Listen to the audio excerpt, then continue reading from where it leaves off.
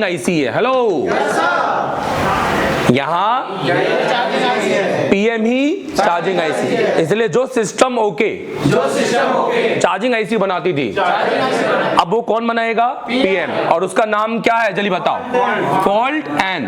बोलो, system okay की जगह पे क्या है? तो ये हो जाएगा T2। क्या हो जाएगा? T2। और ये क्या हो जाएगा? 1.8 की 1। और इसको हम क्या बोलेंगे जल्दी बताओ? पावर की। और ये T1। अब ध्यान दो, अगर T1 प्रेस किया, बोलो T1 प्रेस किया, और इसको क्या मिल रहा है? इसको क्या मिल रहा है? 4 वोल्ट। और क्या मिल रहा है? बी बस। एक और डाल देते हैं, क्या मिल रहा है? BPH। तो अगर T1 प्रेस किया, बोलो T1 प्रेस किया, क्या मिल रहा है? BPH। क्योंकि BPH भी ये खुद ही बनाएगा ना मेरे भाई, और खुद ही बनाकर खुद को ही देगा। हेलो, क्योंकि ये चार्जिंग, इसके अंदर की चार्जिंग सेक्शन बनाएगा और ये इसके अंदर के पावर सेक्शन को देगा। समझ रहे हो? किसको देगा? पावर सेक्शन को। तो अब मैं फिर से जानना चाहता हूं, मुझे बताइए ध्यान से, इसको मैंने यहाँ पर ना ऐसे बी बैट डाला, मुझे एक और डालना चाहिए, और ये कौन सा होना? BPH। अगर इसको क्या मिला जल्दी बताओ? मैं बताऊंगा मैंने क्यों डाला। BPH मिला, तो इसको सबसे पहले T1 ट्रिगर होना चाहिए, या T1 ट्रिगर जल्दी बताओ। 1.8।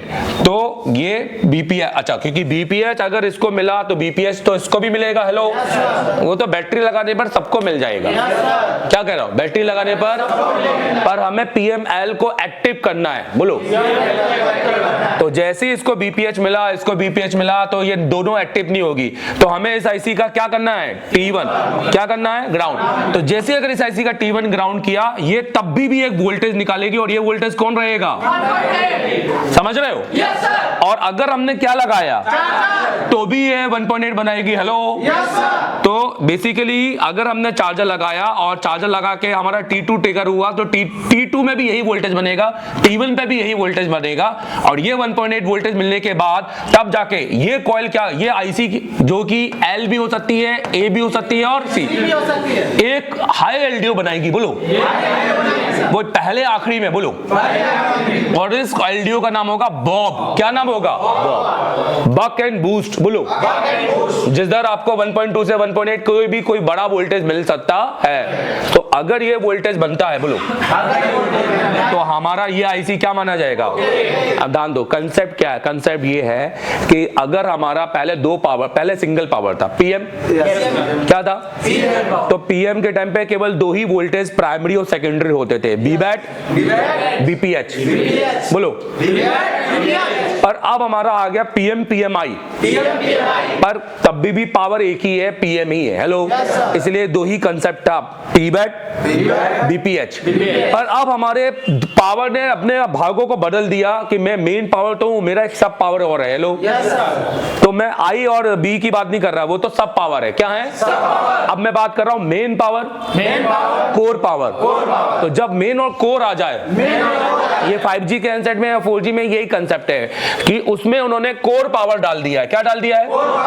तो अब वहां पर आपको पहले शुरुआत में जो स्टार्टिंग वोल्टेज है, वो आपको पहला वोल्टेज क्या चेक करना है?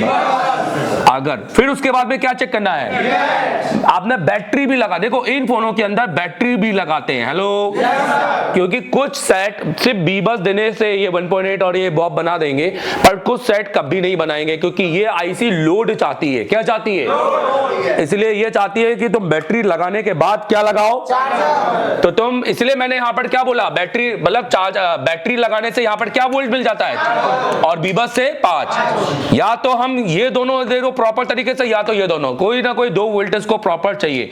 तो ये बीपीएच तो बनाएगा। हेलो, क्या जनरेट करेगा? Fault N. और फॉल्ट एन जब इसको मिलेगा तो भैया बीबैट बना। हेलो, बीपीएच बना, बीबैट बना बैटरी से। किससे बना?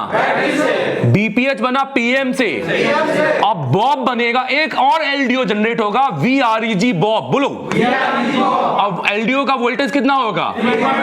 जो वापस इन दोनों के एज अ LDO के अंदर इन करेगा, मतलब इसके LDO, MMC के LDO, रैम के LDO ऑन करने के लिए PM LDO बोलो, PML कैमरा सेंसर, मतलब जहां जहां BPH जा सकता था अब वो BPH की जगह पर क्या भेजेगा। कह रहा है देखो भाई 3 मेरे ऑफिस थे, मैं तीनों जगह जाता था, 5 और खुल ली है, अब मैं हर जगह तो नहीं जाऊंगा।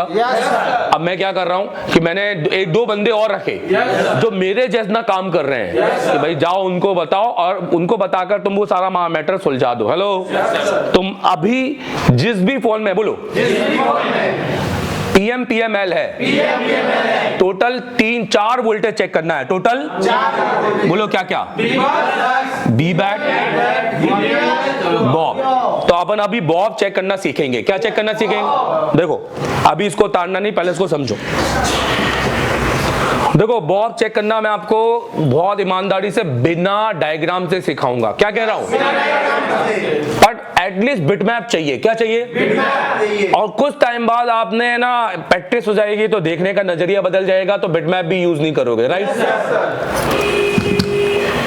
क्योंकि अगर बॉब नहीं बना बोलो तो PML एक्टिव नहीं, और PML एक्टिव नहीं है तो ऑटो पोर्ट बना देगा, फोन रेडी हो जाएगा, क्योंकि बक ही नहीं बन रहा है। बाकी बहुत सारा बक तो PML बना रहा है ना मेरे भाई। ये देखो ये है PM बराबर।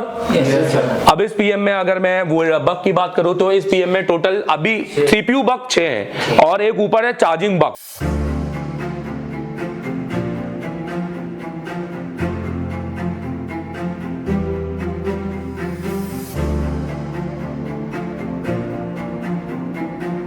हाँ दोस्तों अगर आपके पास में दुकान है, सेटअप है और आप हर तरीके के मोबाइल और ग्राहक आपके पास आ रहे हैं, ग्राहक भी आ रहे हैं, मोबाइल भी आ रहे हैं, हो सकता है दुकानदार भी आ रहे हैं, और आप YouTube देख के काम कर रहे हैं फिर भी नहीं हो रहा, अगर आप IC निकाल नहीं रहे हैं, 2026 आ रहा है, 2027, 28, 29, 30 में सोचो और मार्केट कहाँ चला जाएगा और आप मार्केट से हो जाओगे आउट।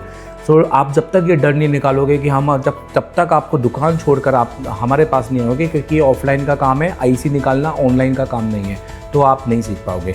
आप गारंटी देता हूँ, चौथे दिन लाइव CPU MMC पावर निकाल के लगाओगे, गारंटी, नहीं तो फीस वापस लेके जाना। इतना अच्छा बढ़िया कॉन्फिडेंस 98% लोगों में नहीं होता है, टीचरों में तो बिल्कुल भी नहीं होता है।